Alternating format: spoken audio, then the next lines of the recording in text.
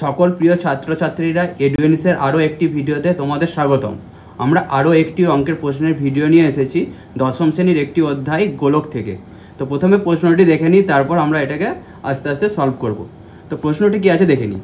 28 semi দৈর্ঘ্যের ব্যাস বিশিষ্ট একটি নিরেট গোলক জলে সম্পূর্ণভাবে নিমজ্জিত করলে যে পরিমাণ জল অপসারিত হবে তা নির্ণয় করি।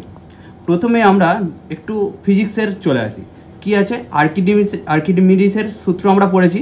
তো কী ছিল, যে পরিমাণ কোনো বস্তুকে আমরা জলের মধ্যে ডোবাবো তার যে ভলিউমটা থাকবে সেই ভলিউমের জল অপসারিত হবে।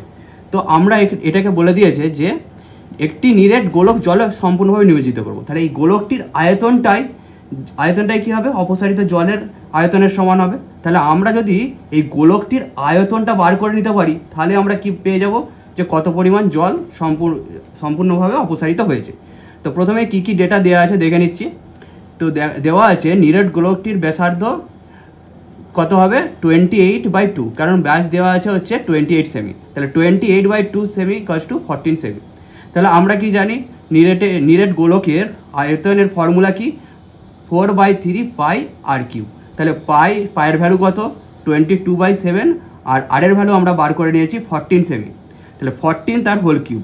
তাহলে হোল কিউব কি, একটা নাম্বারের 3 বার মাল্টিপিল। তাহলে 4 মাল্টিপিল 22 মাল্টিপিল 14 কিউব মানে 14 মাল্টিপিল 14 মাল্টিপিল 14, আর নিচে কি আছে 3 মাল্টিপিল 7, তাহলে রেখে দিলাম। এবারে এটাকে আমরা স্মলেস্ট ফর্ম করব, কাটাকুটি করব। 7 2 14, আর কাটাকুটি যাবে না। এবারে এই তিনটের মাল্টিপিল করে নেব, 4 মাল্টিপিল 22 মাল্টিপিল 14 মাল্টিপিল 14 মাল্টিপিল 2, কত হয় 3,44,196/3।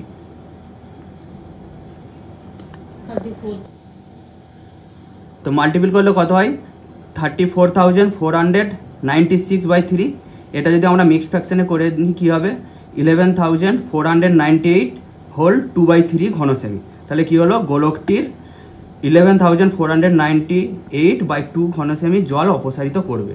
আমাদের এই ভিডিওটা আপনাদের কেমন লাগলো অবশ্যই জানাবেন, এবং আরও শিক্ষামূলক ভিডিও পেতে আমাদের ইউটিউব চ্যানেলটিকে সাবস্ক্রাইব করবেন এবং ফেসবুক পেজটিকে ফলো ও লাইক করবেন। ধন্যবাদ।